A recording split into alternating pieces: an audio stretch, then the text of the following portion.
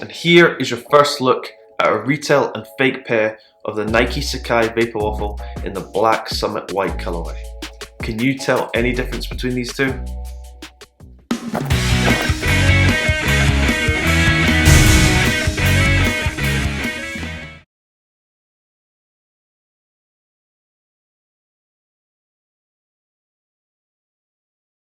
Hello and welcome back to the channel.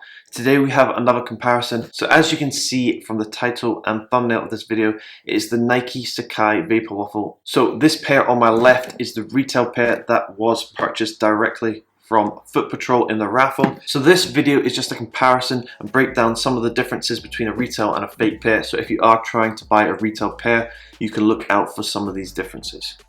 So the first thing to note is the box itself.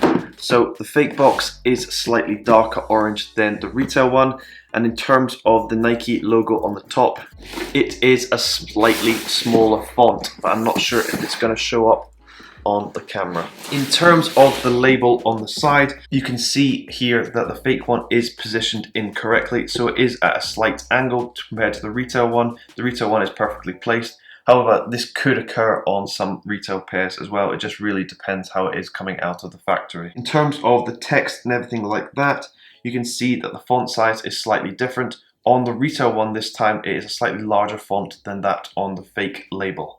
These are both the same size of shoe, a UK 9, which is my true to size, so they should be completely comparable. So the fake box is slightly damaged in the corner, however it has shipped all the way and it isn't in bad condition, whereas obviously the retail one is perfect condition and it was shipped double boxed by Foot Patrol, so big shout out to them for doing actually good packaging for once. So we'll open it up and take a look at the shoes side by side. So we'll open up the retail pair first. So it comes with that Nike Sacai paper on the top, and then if we open the fake one, the box is a lot harder to open because it is damaged.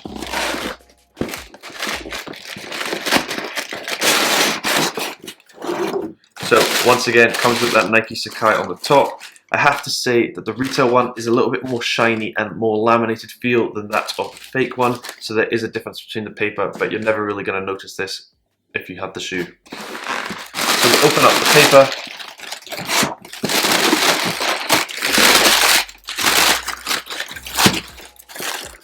both boxes came with double paper, so that is something to note. And here is your first look at a retail and fake pair of the Nike Sacai Vaporwaffle in the black Summit white colorway. Can you tell any difference between these two?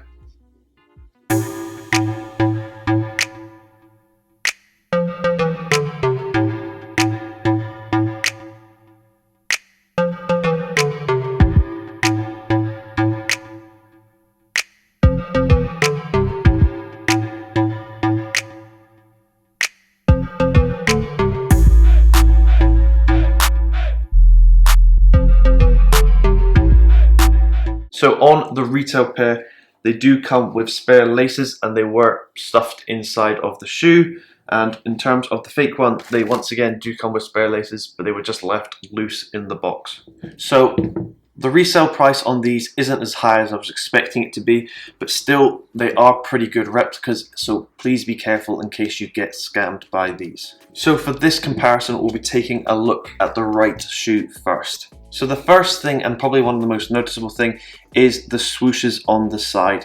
And as you can see from this close-up that I'm showing you, you can see that the swooshes are very different from retail to fake pair. So on the fake one, you can see that the swooshes are slightly closer together, and the curvature of the swoosh is very different indeed. So on the last fake pair that I did of the Nike Sacai's, it was the grey colorway, and one of the clear differences was actually the stitching on the inner side of the swoosh going straight across it.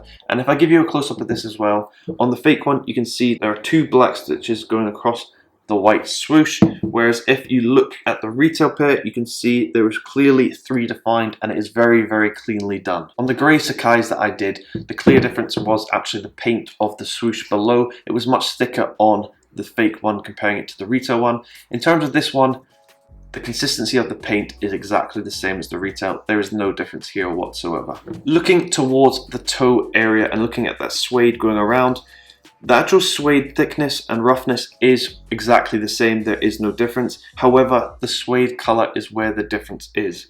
On the fake one, there is a much more green tint to the suede than that of the retail one. The retail one is clearly just completely black suede, whereas that difference in colour occurs on the fake one with that green tint coming through. If we spin the shoe around to the back and take a look at the Nike Sacai logo on the heel, you can see that the positioning of the Nike Sacai logo is slightly different from retail to fake pair. So on the fake pair, you can see that more of the K sticks out from behind that pull tab, whereas on the retail one, the pull tab pretty much almost hides the K completely. Also, if you look at an upper angle from the heel, you can see that the sock liner at the back is much thicker compared to the retail pair. So the fake has a much larger and thicker sock liner at the back of the heel, comparing that to the retail one. Also, there is slightly a different color. On the retail one, it's more of a bluey grey tint to it, whereas on the fake one, it has that almost yellow cream tint to it. There is also a difference in shape from the upper, as you can see. In the retail pair here, there is a real curve to the shoe. This was the same on the grey pair, whereas the fake one stays completely straight. So there is a difference in the actual shape of the shoe, but can only really be seen from the upper angle. Looking at the back of the shoe and where that obtrusive heel kind of sticks out, you can see that if I give you a comparison side by side, the retail one sticks out a little bit further, and this can also be seen from the upper angle where you see that grey segment doesn't quite cover as much on the retail pair as it does on the fake. In terms of what I'm going to call the fish mouth opening at the back here, it is wider on the retail pair comparing that to the fake. There's a bigger opening on the retail pair when looking at the fake one.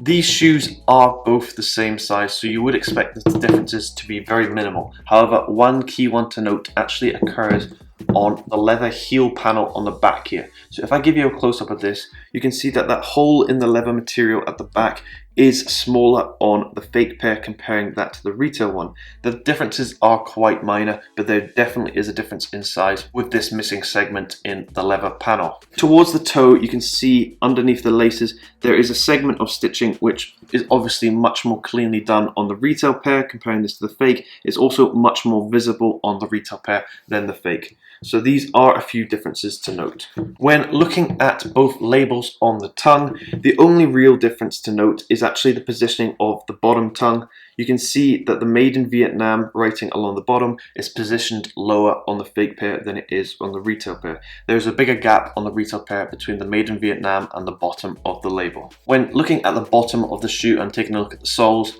there's no difference here. They have got this completely spot on. Color wise, exactly the same. Tread, exactly the same. There's no difference. So this was just a short comparison between a retail and a fake pair, and I hope it has helped you if you are trying to buy a retail pair, because you don't want to get scammed on a pair like this. In my personal opinion, this isn't one of my favorite shoes. It just looks a little bit chunky in person.